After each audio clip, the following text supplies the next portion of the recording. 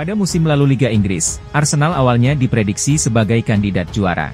Pasalnya, skuad yang diasuh oleh Mikel Arteta berhasil menduduki puncak klasemen selama 247 hari. Namun, kegagalan meraih poin di pertandingan-pertandingan terakhir membuat jarak yang sebelumnya tercipta antara Arsenal dan Manchester City di posisi kedua akhirnya terpangkas. Performa Arsenal terus mengalami penurunan, sementara Manchester City tetap konsisten dan tampil gemilang. Hingga akhirnya, Manchester City dipastikan sebagai juara bahkan sebelum pekan terakhir dimainkan. Gini guys, jika dilihat musim lalu memang The Gunners diprediksi bakal juara, tapi, apa boleh buat? Klub yang bermarkas di Stadion Emirates tersebut gagal tampil konsisten di pekan akhir Premier Liga. Lantas, hal apakah yang membuat The Gunners demikian? Berikut rangkuman selengkapnya.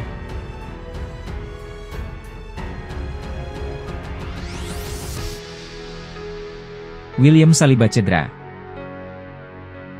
Pemain andalan Arsenal Gabriel Jesus berpendapat bahwa kegagalan Arsenal meraih gelar juara Liga Inggris musim lalu disebabkan oleh absennya William Saliba yang mengalami cedera pada pekan krusial. Seperti yang diketahui bersama, Arsenal tidak berhasil meraih gelar juara Liga Inggris pada musim lalu setelah tergeser oleh Manchester City di pekan-pekan terakhir kompetisi. Kisah City keluar sebagai juara Liga Inggris dengan mengumpulkan 89 poin di klasemen akhir. Unggul 5 poin dari Arsenal, yang sebelumnya memimpin klasemen selama 33 pekan. Arsenal mengalami kesulitan di pekan-pekan penting tersebut, terutama dengan absennya baik andalan mereka William Saliba. Arsenal memiliki catatan pertahanan yang lebih kokoh ketika Saliba bermain, dengan mencatatkan 12 pertandingan tanpa kebobolan. Namun, ketidakhadirannya membuat pertahanan Arsenal menjadi rentang. Rekor tersebut terganggu hingga hanya mendapatkan pertandingan tanpa kebobolan.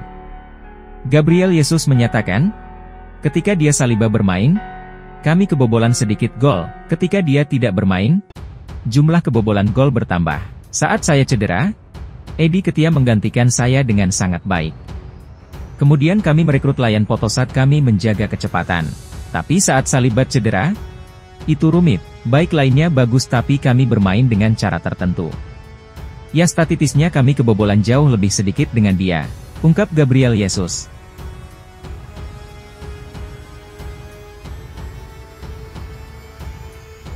Yap, Saliba mengalami cedera punggung yang membuatnya tidak bisa bermain sejak pekan ke-28 musim lalu. Indra itu memaksa Saliba untuk absen dalam 11 pertandingan terakhir Arsenal. Lama periode itu, Arsenal mengalami 3 kekalahan, 3 hasil imbang dan hanya meraih 5 kemenangan. Tidak kehadiran Saliba dalam skuad Arsenal terlihat berdampak pada performa tim secara keseluruhan. Jika seorang pemain kunci seperti Saliba absen, itu dapat mempengaruhi dinamika tim dan kemampuan mereka dalam meraih hasil yang diharapkan. Tahanan Arsenal mungkin menjadi kurang kokoh tanpa kehadiran Saliba. Dan hal ini tercermin dalam jumlah kekalahan yang lebih tinggi dan hasil imbang yang diraih dalam periode tersebut. Kehadiran dan kontribusi seorang pemain seperti Saliba tidak hanya berpengaruh pada pertahanan tim, tetapi juga pada kepercayaan dan keseimbangan tim secara keseluruhan. Ketika seorang pemain kunci mengalami cedera dan tidak dapat bermain, itu dapat mempengaruhi strategi permainan dan komposisi tim, serta mempengaruhi kepercayaan diri dan semangat tim.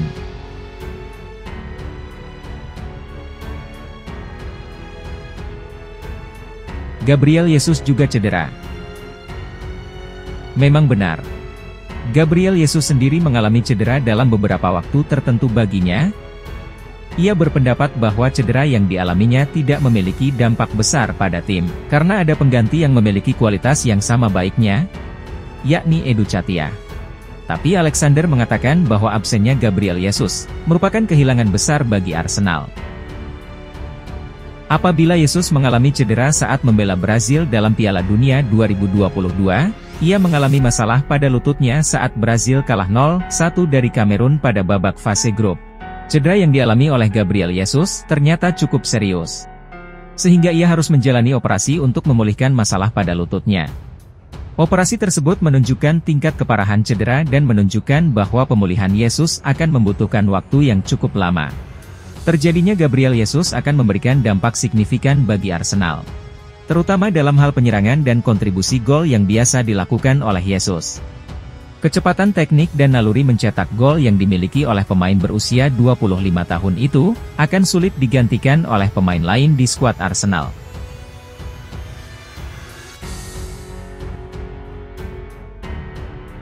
Yunanko menyadari pentingnya peran Yesus dalam tim dan mengakui bahwa kehilangannya dirasakan secara signifikan. Ex-pemain Arsenal Paul Merchant juga sebelumnya meragukan peran Ketiak. Menurutnya, dia tidak yakin Ketiak mampu menutupi absennya Yesus. Statistik Gabriel Jesus bersama Arsenal sebelum cedera menunjukkan kontribusinya yang positif dalam hal mencetak gol. Gabriel Jesus mencetak 11 gol selama periode tersebut. Ini menunjukkan bahwa ia mampu memberikan kontribusi gol yang signifikan bagi Arsenal. Expected goal atau XG dengan nilai XY sebesar 14-16 statistik ini menunjukkan bahwa berdasarkan peluang yang dihasilkan, sehingga Jesus memiliki potensi untuk mencetak lebih banyak gol.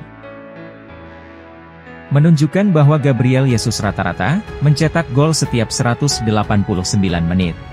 Ini menunjukkan tingkat efektivitasnya dalam mencetak gol ketika berada di lapangan. Tembakan pertandingan, Gabriel Jesus memiliki rata-rata 3 tembakan per pertandingan, dan memiliki 1-2 tembakan yang mengarah ke gawang. Statistik ini menunjukkan bahwa Gabriel Jesus merupakan pemain yang cukup efektif dalam hal mencetak gol, dan memiliki kontribusi yang positif dalam serangan Arsenal sebelum ia cedera.